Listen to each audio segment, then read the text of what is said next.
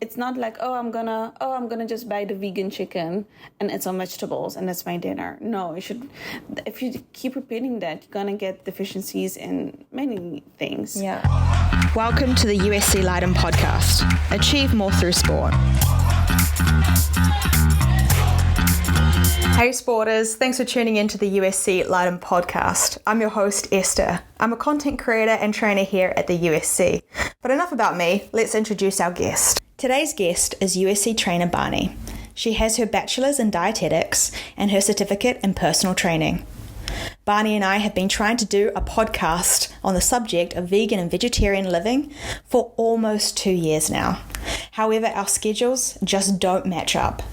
One day, I saw Bani at the USC, and I quickly jumped at the opportunity to do a podcast with her. We had no podcasting equipment, so I pulled out my phone, found a quiet room, and pressed record. This podcast has an extremely casual tone to it. However, if you stick around, you're going to get some really great, insightful pieces of information. Hi, Abby. How are you? Good, thank you. How are you doing, Bani? I'm good. Thank you so much. Thanks for approaching me for this important subject. Yeah, I think it's really, really important. And honestly, I wouldn't know anyone else to go to here, just because I think it's so specialized, and I do think it needs a more delicate touch. I would say. Yeah, I totally get it. Yeah, we talked about doing this before, right? Ages ago. Yeah. A long 2 years later. Yeah, 2 years later. But that's here fine. We are. That's how life is. Yeah, I love to do it. Yeah, exactly. That's life.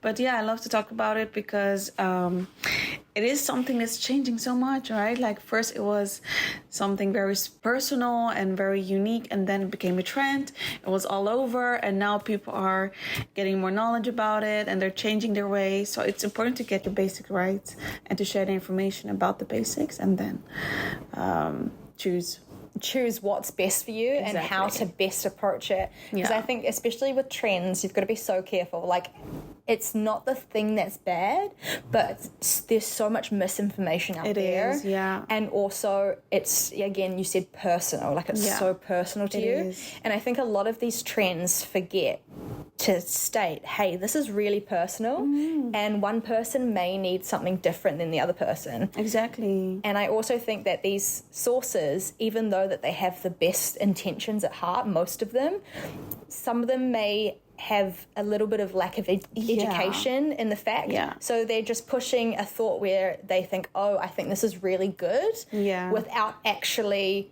having the knowledge to then direct the people that they're talking about the subject for. So I thought that this is perfect because you yourself have tried veganism. Yeah. But you are a vegetarian now as well. Yeah. And you're also a personal trainer. Yeah. So I think you have the whole 360 view of a person who does fitness, who wants to transform into a vegetarian or a vegan, because you also came from quite a heavy meat eating culture. Yes. Isn't that right? Did, yeah. So when I was studying nutrition and dietetics, we had I was a meat eater. I mean, because of my Iranian culture, we had meat and chicken and fish all day long. There was one girl in my class and she was vegan. Or she said during one class, she said that she was vegan and she stopped doing it. And we were all like, what is that? Really? I'm not kidding. Wait, how long ago was this? This was like, I think in our first year, 2014, 2014. Okay, that's about right. 15. Yes. Okay, yeah. So a while ago, I'm quite old. No, she's not. She just thinks she is. I was just like 19. So it's like 11 years ago. 100%. If you haven't grown up with anyone being vegetarian or vegan around you, it's like the subject is just like, who is this person? Exactly. And why are they not dead? Exactly. Like, how do you live? How do you live? She was like, and we were like, okay, but what did you do? What did you eat? And she was like, I didn't eat honey. And we were like, what? No honey? That's insane. We were like in shock during class. I will never forget that day. But I remember my graduation, it was year 5. Yeah. And it was getting more attention, especially on YouTube. Like, yes. There were many not like also like veganism was being talked more about on YouTube, but not so much on Instagram. No. And back then there was no TikTok at all. And you had heaps of nice recipes, but they didn't actually tell you about how to go into veganism or how to live through it through the daytime. They were just like, oh, like 5 recipes veganism that I really like. And you're like, exactly. Okay, is this all I need to do to become vegan or vegetarian? And people who were blogging were the people who worked for their body and their lifestyle and their anything. Like, it was something very personal. Yes. It worked out for them. Yeah. And they were promoting the shit out of it. Yeah. On YouTube. And those YouTubers had lots of followers on Instagram, of course. Yes. So imagine. Then it just leaked over to Instagram, and it's just literally caught like wildfire. Even mention, because I would watch those videos a lot, and I was in a dark space that time. I was very mentally not okay. I was having a hard time. I gained weight a lot, and I was searching. I knew, because it was my last year of my studies, I knew how to lose weight. Yes. But I was stuck in this mental space that I was like, no, I want something that's for me, instead of, let's just go to the basics. I was dealing with different eating disorders. Yeah. I don't want to say most of the girls, but a lot of the girls have that in the teenage years. It's more talked about now, but I really think that our generation, like a high, and I don't know how much of the percentage, but looking at the people around me, a high percentage, and lots of people just don't talk about it as well. And still lots of like even trainers around me, or professional trainers, they still deal with it, but they just don't acknowledge it. They're still around, but it's so important to talk about it, and just admit it that you are still dealing with some stuff, because that's normal. That's the first point, to really understand yourself and be like, okay, well, this is part of me, and that's okay. So I didn't know that time, so I was like searching for how to eat accordingly that was for me mentally better, and I would lose weight at the same time. So I was hanging out with this girl, and she was vegetarian. So again, environment is super important. Yes, exactly. And I watched these YouTube videos. I was stuck in my room all day, feeling low, feeling mentally not okay. And so I kind of made the decision, like, let's try, you know? And cold turkey, the next day I stopped eating meat. Are you serious? Cold turkey? Cold turkey, yeah. Ooh. And cheese, it took me a week. But then I'm like vegan. You know what's really funny? A lot of people say that like cheese is really hard for them to give up. That is one thing that quite a few people. One of the girls I just recently went on a holiday with. She is vegan.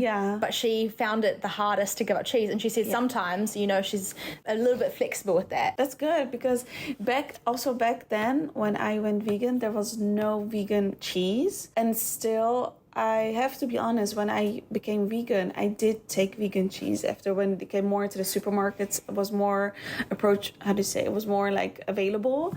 But I did eat it, but it felt so chemical, so I stopped eating. It's just a whole heap of butter put in, isn't it? So like, much it's just oil. like, no, it's oil. It's just oil that's condensed. It's coconut oil, or like palm oil that's hardened in room temperature. So that's not healthy at all. And I think a lot of the sad thing is that also when people transition into being vegan or vegetarian, is that a lot of these packaged foods are packaged as healthy. Like, we're healthier. But then if you look at what's actually in them and how they're processed, that can also be a little bit hard as well. And then you're kind of like, well, I made this choice. I'm trying to be healthy. I'm trying to do the best for myself. People don't do this to hurt themselves. No, exactly. They do this to become better. But then there's these companies and corporations, which always happens, someone's making a buck out of it, that come along and they promote it like it's very healthy. And I think it's really good for someone to hear from a person who has been vegan and who is vegetarian now, like, what they should be eating and how they should transition and what to kind of look out for.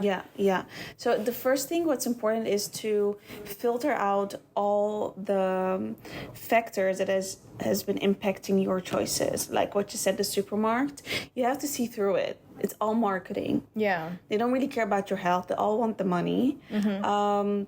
There are just a few brands who really just are honest about what's inside the product, or that's good for you or not.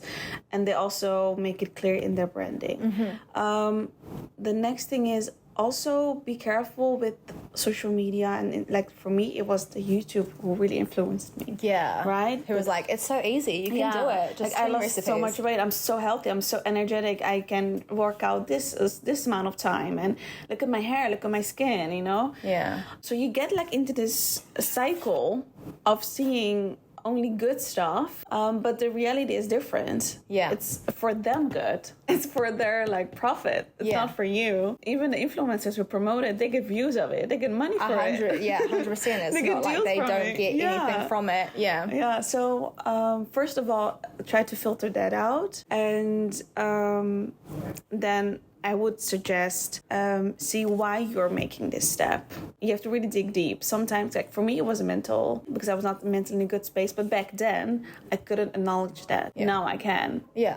So why do you really want to do it? Yeah. Make it clear for yourself, and then check with your doctor or check with your nutritionist. Or if you don't know a nutritionist, go to a nutritionist who has worked with people who are vegan and vegetarian. Yeah, I think that's very specific. Yeah, specific, yeah. Yeah. And also just to check with your body if your body's okay with it. Yeah. Maybe your doctor will like, no, you have this and this deficiencies, and it's not smart if you do it right now. Yeah. Maybe if you get better in the future. And maybe we'll have like a plan. They'll probably make a plan for you where it's like, okay, so we're going to make sure that you going through this choice that we're going to up those levels of the deficiency first, and then you're going to slowly go into that. Yeah. So like just ask for advice, and also have to be honest, the last part is important, that you can try but see how your body reacts. Exactly. Really see how your body reacts under the diet. It's very personal. It's very, very personal. And I think with these things, like, because again, you said that there's so many different positive medias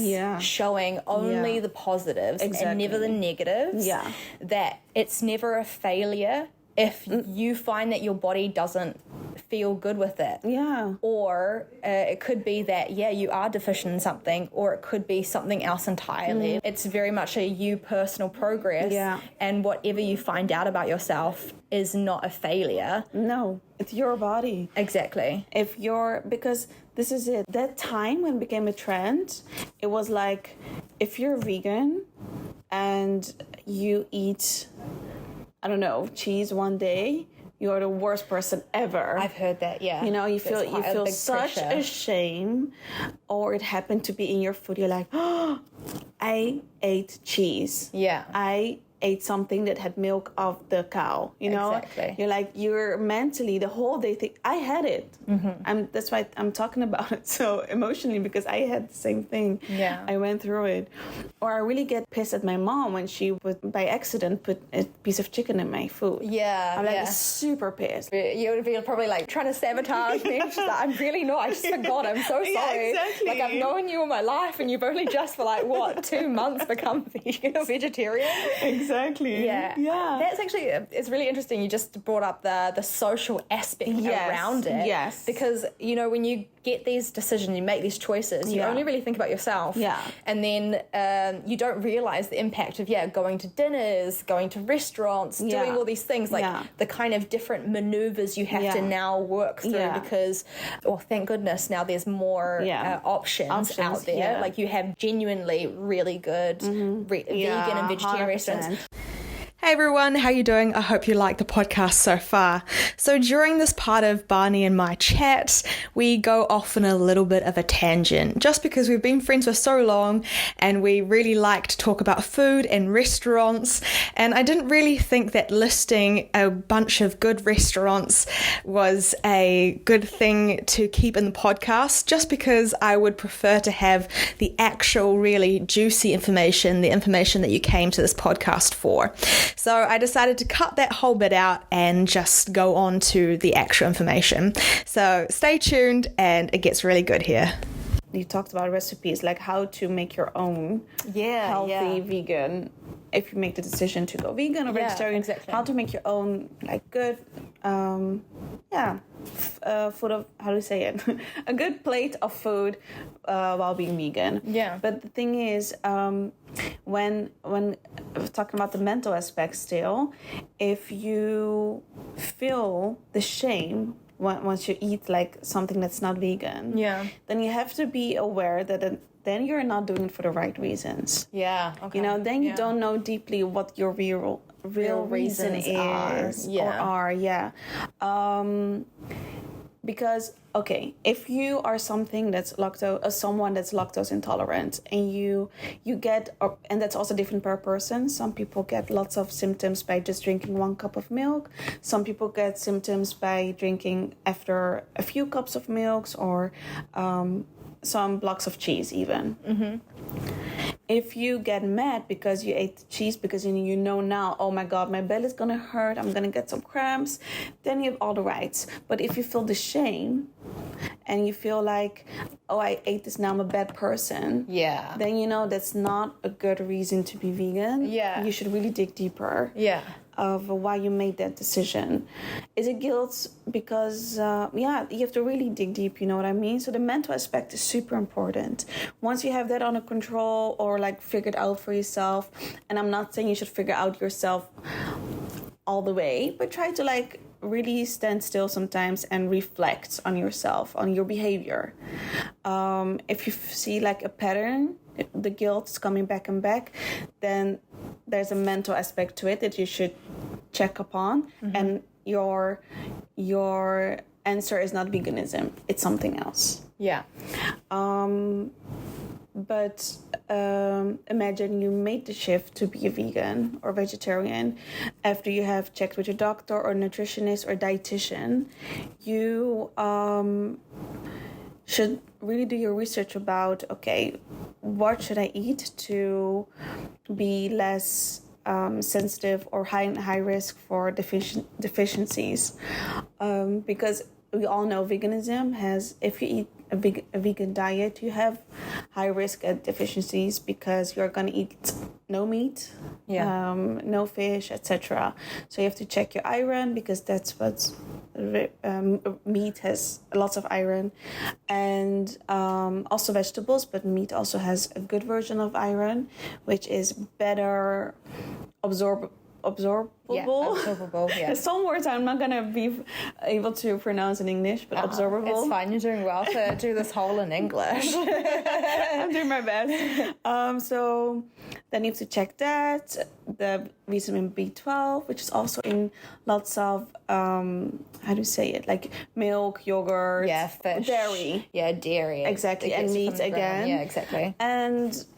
And your omega-3, because that's in fish available, etc. Of course, you have those components also available in vegetables and plant-based foods. But it's still different, and it takes lots of more work and puzzling to get that right combination for your body, the right levels of those vitamins and minerals for your body. Exactly. So are you, then I asked the question to the person, and I think anyone who wants to make that step, you should ask yourself, do you want to spend much time and energy in figuring out every day, or like especially the first weeks, once you become vegan or vegetarian? It's going to take a while for you to settle into that pattern and that new way of thinking. It's like learning a language. Exactly. It's like learning. It's not like, I'm gonna just buy the vegan chicken and add some vegetables and that's my dinner. No, you should. If you keep repeating that, you're gonna get deficiencies in many things. So you should really. Are you willing to put that time, energy into it? If so, then you should go for it. And seek for help. And that comes back to the time and energy. Seek for help, do your research. But it's hard. And then comes the next step. How is your body reacting on it? The intuitive with the choice, rather than, I think, from not just from like changing to veganism or vegetarian, but I think any diets, as like from my experience with personal trainer, people are so wanting to focus on the positive and be like, I am doing this, I'm changing this. Even if they're just like, oh gosh, you remember that old diet? It was like rice, cauliflower and chicken, and they were eating it, but they were so positive about it. They're like, yeah, I'm losing weight, I'm doing this. But again, they were having deficiencies. Their energies were going down. They were suffering from so many different sicknesses, and it went really bad. But they were trying so hard to focus on the positive that it became not necessarily about succeeding in a diet or succeeding in a certain area of food, but looks, and it was again for the wrong reasons. It was for them to say, I am not a failure, I am doing this good, I don't want to fail. And it just became so strong that even though it was hurting them, like they still were so adamant. Rather than seeking help, they were so like, no, this is good for me, even though it clearly wasn't. And also I think once you stick to, I've seen it in the past, and again I was also one of them, you get into that eating clean pattern because of the looks. And once you go out for dinner or you crave chocolate, let's say a Nutella sandwich, or go out for dinner and you get the fries and you sit again with that guilt afterwards, then again you should really be aware, self-aware that this is not healthy. My mental part of this diet is not healthy. Exactly. And it's not like a don't do it then for that. It's just, okay, maybe we just need to fix our mentality before. Or if we have deficiencies, fix the deficiencies before, and then it's not like a failure. You can always go back into it if it's truly on your heart, if it's really like something you really want. Because it's a lifetime commitment. Isn't it? It's not just like a fad, or it's something like, okay, if you really, really want to do this, brilliant. But like make sure that you check in with yourself. And if something holds you back, or if something's not necessarily correct, that's not a failure. It's okay, let's step back, let's fix that, and then let's go forward and go back into it with a clearer mind. And so that it is more sustainable over time. Because for this big change, like this huge life change, it would be such a shame if you did all this effort and you tried so hard and then it just wasn't sustainable. And then you're kind of either defeated or you're just trying stubbornly to hold on to something that's not good for you. That's not good for you at this point, or just not good in general ever. It really depends on the person, right? 100%. And changing too many times from this diet, your body is not going to like it. Your hormone levels are going to be all over the place. Your energy levels, your brain function. So you have to, that's why it's important to really, really think about why are you making this step for this diet? Have you done your research? Do you know enough of the basics? Do you know your body enough to make this decision? And I think that's the most important thing, because there are many diets out there, and for some people it's the perfect diet. It's like the best. Like my godparents, they just went on and it was just like the best thing for them. And I see lots of people who are vegan, they have been doing it for 20 years, 30 years, because it worked out for them, for their lifestyle, for their body. Mentally, they were like good with it. Everything just aligned. All the dominoes were in a line for them, so that they could easily cross through. And if it's not, and after a while you change not to, that's also fine. But don't make the same mistake over. It's not a mistake. It's like a lesson. But don't do it to your body again and again and again. So the next thing what we'll probably talk about is there anything specifically that a body needs for this transition to make it a little bit more smoother, like as in things that they should watch out for? I remember you saying something about amino acids. Is that correct? Yeah, that's true. We're talking about like the right foods for when you're eating meat and you want to go to veganism or vegetarian. There are some points that are very important. Still eating healthy, of course, even if you're eating meat or whatever diet, you still have to have enough of the macro and the micronutrients. And then we talk about the macronutrients are the fats, protein, and the carbohydrates. And of course, the vegetables that come with it. Your meal should contain all four in a good way, in like good, healthy sources. And then you have the minerals, the vitamins, the minerals. So the amino acids are like the proteins and blocks. And when eating meat, like meat and eggs or fish and chicken have a complete, like one of the most complete amino acid profiles. Yeah. Especially meat. So it's like you eat it and you basically get everything that you need. Exactly. Yeah. And it's very it's higher. It's higher rate of absorption, isn't it? Exactly. And also because we have essential amino acids and non-essential amino acids, the meat has a lot of the essential ones. And because it's essential, but you don't have it in your body. You need it from nutrition. Yeah. You need to eat it. The non-essential ones, your body can make it with the help of other amino acids that you eat. So the essential ones, there are a lot of available in, like I said again, chicken, meat, and fish. But vegetarian options, here comes the hardest part.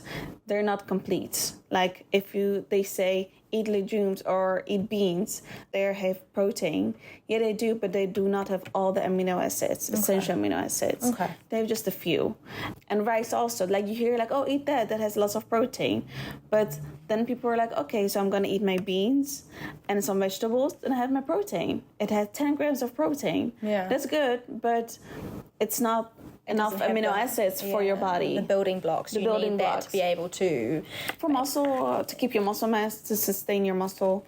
Or if you're training as an athlete, or if you're like someone who loves to work out, you need all those building blocks to have an optimal muscle synthesis, building your muscle mass. So I always advise people who turn vegan or get a vegan diet to make their meals 3 components that have... So I always give this easy example. The curry with lentils and rice, amino acids as well, and tofu, for example. These 3 together will give you such a good optimal amino acid profile. Really? Yeah, it does. But again, you can not eat that every day. No. So you have to change it up. And then you're like, okay, what should I eat now? So that's why it's important. Do you have the energy and time to figure it out every day? Okay, what do I need to eat to have my consumption of high profile amino acids of food? And this is so interesting because I look at a lot of vegan and vegetarian meals as well, because my partner sometimes likes to eat vegan and vegetarian meals. Yeah. Like we try to eat like meat maybe 2-3 times, and then the rest of it is non-meat. Yeah. And I've never heard it explained in such a way. And I think that that's like a big lack of knowledge within especially social media and like just media in general talking about veganism. I've never heard someone, now this may be just because of where I've dabbled, and there may be other accounts, like I'm not saying that no one's talking about it like this, but I'm saying like it's very hard to find someone where you're just typing in vegan living or how to change veganism when this information is just not that it's not that out well there. known. No, it's not out there. No, and this is the subjects that lots of dietitians talk about, because we dig deeper than just protein. Yeah. Then the protein.